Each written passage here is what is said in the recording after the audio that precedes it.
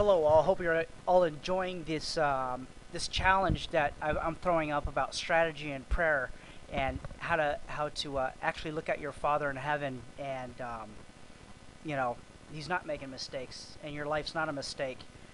So look, let's talk about something that's very interesting, and it's actually my favorite subject.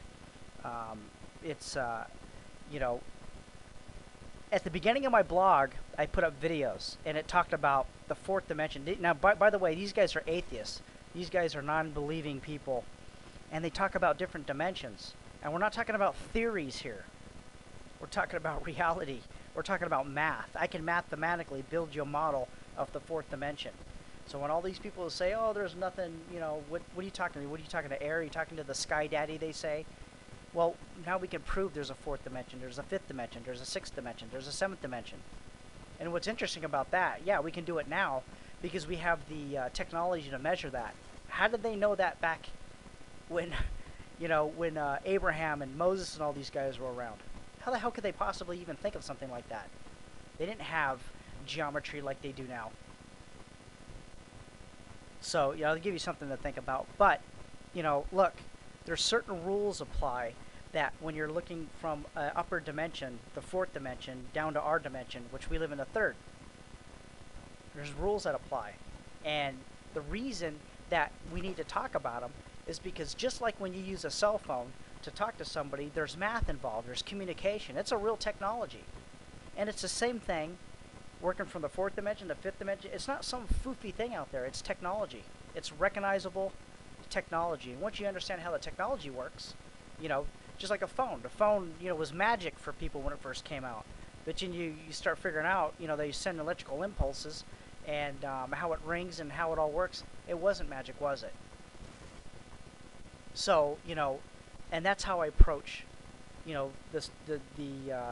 prayer and these promises and how they work. It's not magic, and there's no mystery behind it at all. It has to do with very sophisticated communication. And let me give an example.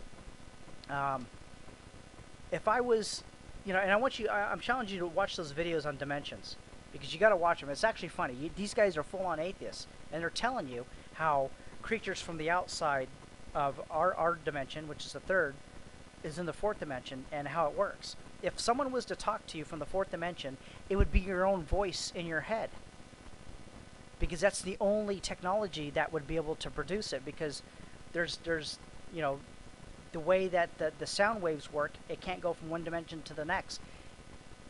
If you hear an audible voice, let's say you were visited, right, from your Father in heaven, if you heard his voice and it was a separate voice, that means he's standing somewhere near you.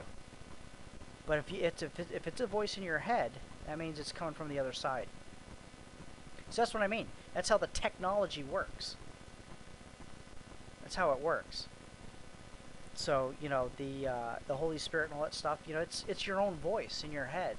Don't ever doubt it. Don't ever doubt. Once you start recognizing this stuff, it'll open up things for you. But, I challenge you all to watch that and look how the fourth dimension works and how it all works. And they can do things that we can't. They can see things that we can't. Look, when I do video games, right, we put a little bot, a little artificially intelligent guy that fights you in a video game. Well, I can see right through that person on my thing, and I'll show you. I keep telling you I'm going to make an audio about it, but I can take the camera view and go right through that guy. Right through him. And also, I can right-click on him, and I can tell you exactly what he's thinking, because I programmed it. And I also could throw algorithms in there so he can think for himself. But I can still see it, because I'm outside in the computer world, and I can see everything, because I know the parameters for everything, and I programmed it, right? Well, what makes you think you're different? We live in a digital world. Everything is digital. Nothing is real. Nothing real. Look at your monitor. Look at nothing. You can see right through it. It's an illusion. It's an illusion. And that's why I put up another audio that had to do with holograms and how they work. Because you understand God's creation. You understand how he stretched out the heavens. And I could show you in a video game what you do to create a map. First, you create space out of nothing. So what you do is you create a big box, and then inside that box you could put your world, and you hollow that box out. And it's more efficient when you do that mathematically, and that's why, you know, video games are made. So first you create a big box, and then you hollow the middle of that box out, and then you can go into it, and the inside of it is your little universe, and you can create your little, but you can see everything. You can control everything. So, you know, you look at your Father in heaven, you look at the authority and the power that they have. How do they do that? How do they do that? Well, they're programmers. Maybe not in the sense that I do it, but they mathematically set everything up. They keyed in the perimeters. They have full access. Full access. So let me ask you this. If you ever have a problem, do you want to go to some cheese dick psychiatrist who doesn't know anything, can't see anything, doesn't even know what's really in his own heart? Or do you want to go to the source, our Father in heaven, who programmed everything and can see everything? And he has access. And he promises you that he'll do whatever it is that you ask him. I'm going to move mountains for you. I'm going to build a map, and then I'm going to click on a mountain, and I'm going to move it. And that's what our Father in heaven does. It's just point and click. And you're like, could it be that simple? Is it really like that? Yeah, it is like that. It is like that. It's eye-opening. It really is like that. And the scriptures talked about our Father stretched the heavens out. Well, I stretch maps out. I stretch, you know, a square out, and then I put my little man-made world in there, and with little artificial bots, and these kids would go in there and play video games on them. It's the same thing, same concept, same math. I also have ultimate access, so I could tell that bot I can bring it back to life. I could kill it, which is fun. I could, you know, I could change its hair. I could, you know, whatever. I can do anything. So it's a program. So it's that easy. So it's not foofy. It's not. We're not. It's real math. It's real technology. And our Father in Heaven's involved with doing the same thing.